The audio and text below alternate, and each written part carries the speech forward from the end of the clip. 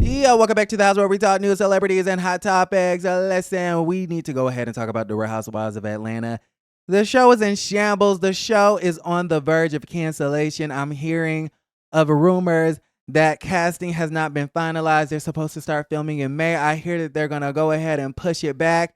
All About the Tea is online talking about how Sheree Whitfield wants to be the new Mrs. Simon Guobadia. We have Portia's life in shambles. She's fighting for her life in court against Mr. Simon Guobadia, the $40 million man, and she's not going to be honest about it onto the TV screen.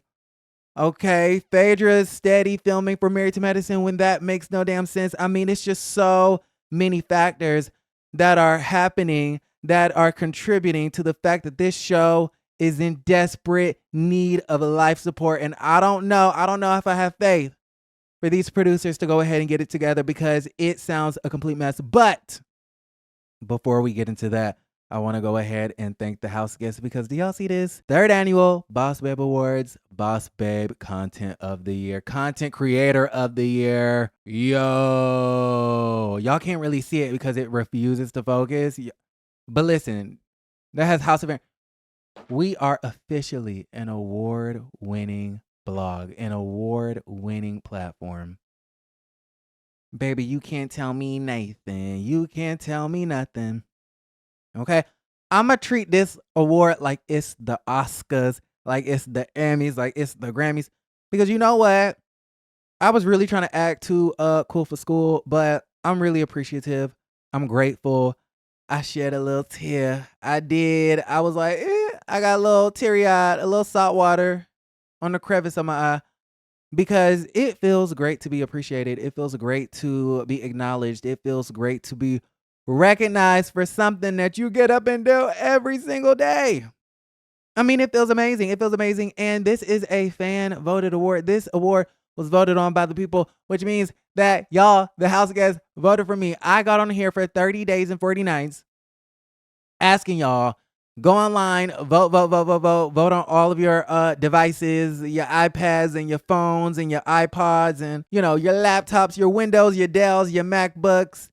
And you guys showed up and you came through and you voted and we won Content Creator of the Year. So I definitely had to thank all 78,000 of you guys because across all platforms, we have 78,000 followers. And I had to thank y'all. So first off, this is when, okay, so this is me at the award show. This is right after I won. Okay, funny story about this suit. I bought this suit to go to the Impact Awards, the Hollywood Unlocked Impact Awards. Shout out to Jason Lee, love him. I was like, let me whip this suit back out for the Boss Babe Awards. And then we ended up winning. So great choice. So yeah, but I was a lot emotional. I'm like, oh my Lord. Like, it feels so good to be supported.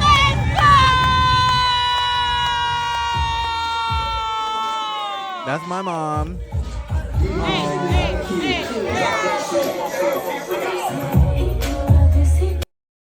Okay. It just felt so good to be recognized. I'm like, oh my God. And then y'all know I had to thank y'all, right? Y'all know I had to thank the house guests. I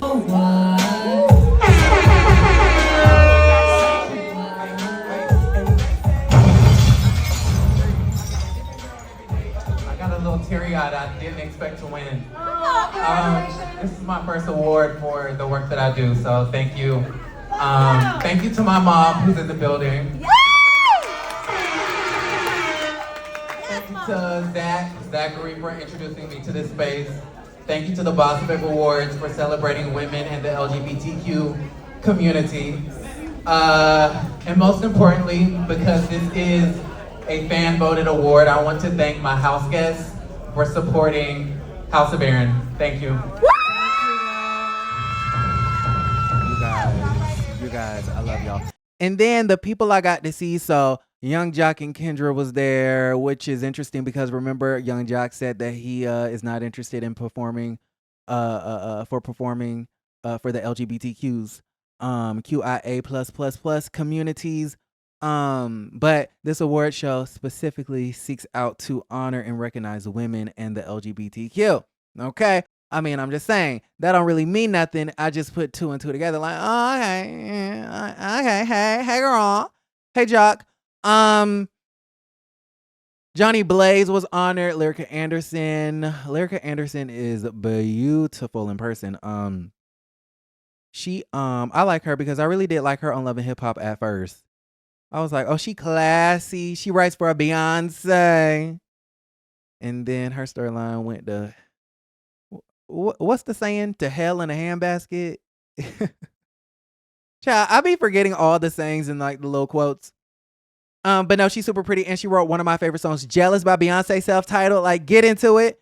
And then who else was there? So it was a few. Oh, Just Brittany was there from Love and Hip Hop. She hosted along with Kim Barbie. Now, remember I got on here and tried to act like Armand Wiggins, and I was breaking down the lyrics to Bigfoot. And remember at the end of her little podcast speech that she had going on at the end of Bigfoot, when she goes, you know, if you don't apologize to your dad, mama, then you know, it's gonna get uglier. Things are gonna get uglier than Kim Barbie. Yeah, that Kim Barbie. So Kim Barbie also hosted, so that was really cool. And then there was just so many YouTubers, content creators, entrepreneurs, people in the community. I mean, it was really, really dope. Shout out to Scotty by Nature, my friend Scotty by Nature. Scotty by Nature has been supporting me since day one. I appreciate him. Bondi Blue, got to meet Bondi Blue, who is so precious. She's so sweet. Her husband is so nice. Her friends were so nice. She has such a beautiful spirit. And so I just really do appreciate her. And she won YouTuber of the Year. So that was really dope. Congratulations to Bondi. And overall, it was a really, really, really, really dope experience and a dope event. So thank you again to the house guests for supporting the House of Aaron. This is for you. All right, boom. Let's go ahead and talk Real Housewives of Atlanta. Y'all, what the hell is going on in Atlanta? I mean, it is really crazy out here. So I'm getting rumors. Now, listen, I have certain sources in certain places, but I'm not on set. I'm not a part of the producing team. I'm not in New York in that building at NBC Universal. I don't know what these people have going on. I don't know all the details, right? But I'm getting rumors. I'm hearing rumors that they might be pushing back filming, that casting has not really been finalized and they may be pushing back filming. Okay, I was just talking to my friend. He thinks that the show is on the verge of a cancellation. I'm kind of thinking that producers are still in shambles, that they don't know what they want to do. Okay. Right. Somebody told me that oh, you want to know what? They're in shambles because Candy left. But Candy left a long time ago. So you mean to tell me y'all didn't have time? Like, that was months ago. Didn't Candy quit the show like 2 months ago? You mean to tell me that you can't find somebody in that time span when you've been interviewing these ladies? You've been interviewing Tiffany Rose and interviewing Akila and the Bee and interviewing Ming Lee and interviewing what's that lady name? I don't know. They've been interviewing so many people, y'all. There's so many people. Fallon Gabadia, I'm sure they reached out to her child at this point in time. Right? So you mean to tell me ain't nobody suitable enough to join the cast? Like, I'm a little bit confused at the situation. And then on top of that, okay, I don't know if they're pushing back filming, but let me just go ahead and drop some facts. This is what we do know. Y'all ready for this? Number one, we know that Portia's life is in shambles. And we know that Portia does not like to really be that truthful onto the screen, okay? I am the president of the Portia fan club, but I can be honest about my fave. My fave ain't really all that honest, okay? And if she's not gonna, tell a bold-faced lie, then she might deflect. And so the reason why this is concerning to me, because if you have not solidified the casting, that means there's a possibility that Portia can be on this TV screen not really being held accountable for what's happening in her real life, okay? Not saying that she's done anything wrong. Not she needs to be held accountable in that way, but I'm saying she needs to be held accountable in the sense that we need your real life and your real storyline onto this show. And if Portia gets up there deflecting, okay, talking about some all is well in Huntersville, meanwhile, her life is falling apart and we're reading it onto the blogs, we need somebody onto the show that's going to do what they need to do in order to put Portia's shit out there on Front Street, okay? And I think a lot of y'all get confused. Y'all will be like, well, one day you said that Kenya needs to hold Portia accountable, and then the next day you get annoyed that Kenya is holding her. And it's like, okay, let me break this down for the people in the back. from a producer's point of view, if you want to make a great show, you need somebody to hold Portia accountable. Okay, that's number one. From a personal point of view, Portia is my favorite, and so anybody that goes against Portia goes against me. Okay. Y'all get what I'm saying? So I can talk from both sides of my neck. I can be like, okay, this is what's good for the show, but then I'm gonna be looking at you sideways when you actually do come for Portia. I feel like I can think both ways. No? Does that make sense? I don't know. Okay, anyways. So that's the first thing. So why do I bring this up? Why do I bring this up? Because y'all, casting needs to be strategic. And if we don't have the people in place to hold this lady accountable, I don't know what the fuck going on. Y'all, listen. We just got these court documents from Radar Online. Shout out to Radar Online. They talking about how Portia is now saying that Simon only wants her info regarding her financials, what she's getting paid from the Real Housewives of Atlanta. He wants all of her communications with the producers and the network and things like that. Portia is now saying that Portia is saying that the reason why he wants this information is, because it's an attempt to threaten her reputation, career, and the ability to earn an income. Okay. Simon requested True Entertainment LLC, the production company behind RHOA, sit for a deposition and testify on Portia's status and income as a cast member for 2022, 2023, 2024, and 2025. Even though she wasn't a housewife in 2020. Was she a housewife in 2022? I think she quit in 2022. She wasn't a housewife in 2023. And she hasn't really started filming in 2024. 2025 ain't happened yet. You know what I've noticed? Simon has a really hard time with numbers. Because he was up there talking about 453 days is 14 months when it's 15. 453 days is closer to 15 months than it is 14. And now you're requesting that she give info on her employment status when she wasn't employed by these people in 2023, for instance. Like, maybe he still wants communications from them when they offered her the job in 2023. I don't know. But Simon really be on social media acting like he's smart and he's really not. He just says a bunch of stuff and it's just like, you think you're clever and you're really not. You think you're profound and deep and you're really not. You want to be like, motivational with all of these quotes and it fails every time. Like, honey, just go on somebody's yacht and make sure you moisturize your feet next time. Anyways, I say all of that to say I'm afraid that we're not going to have an adequate cast to hold Portia accountable. I feel like she's going to deflect. With that being said, so that's the first fact. The second fact, Real Housewives of Potomac allegedly started filming today. Married to Medicine has started filming. Okay, so, what was it? Potomac just went off of air 2 weeks ago.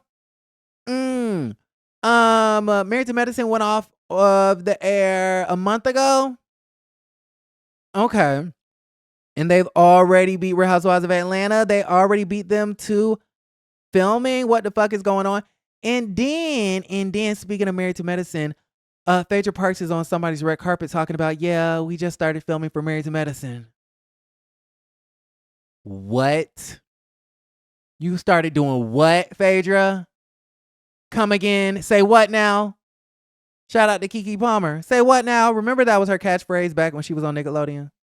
Okay, that's who they need to get on Quiet on Set. Keke, what was your experience as a Nickelodeon darling? As a black woman, even though she wasn't on Dan Schneider's show, but it really did show because Keke Palmer. They treated Keke Palmer's True Jackson VP and iCarly was on at the same time, and they used to treat True Jackson VP like, that show was the stepchild of the goddamn network. Like True Jackson was Annie and an orphan.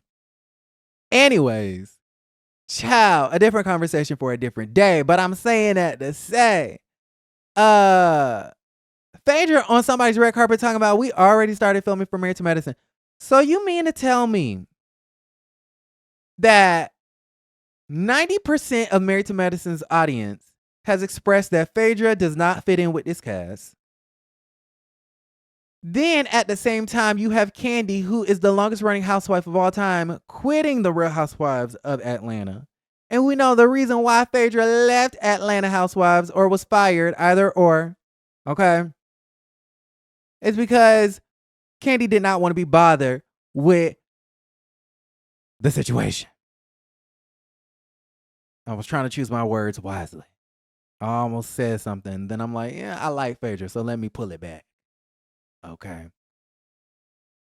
The reason why Phaedra Barks was not on Atlanta Housewives for all those years is because Kandi. And then notice how Kandi is going. And then Phaedra's like, oh, even though I'm filming Married to Medicine, I'm still interested. The door is not closed on Real Housewives of Atlanta.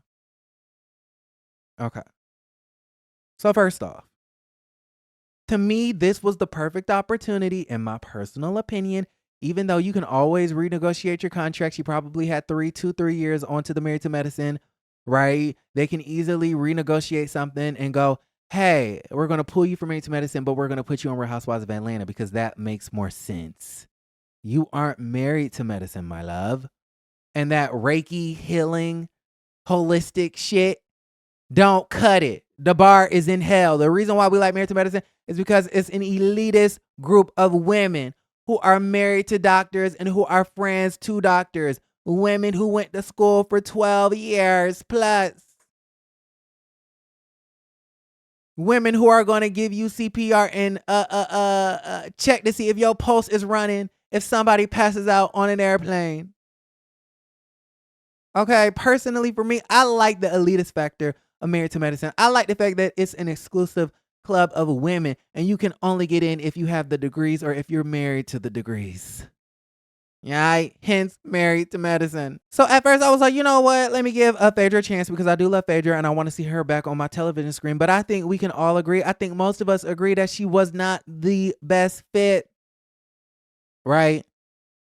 Then they kept talking about, oh my God, Phaedra and Quad had the best scene of reality television. Like it was going to be this iconic.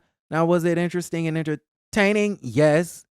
But I think it felt a little flat, if you ask me. Right.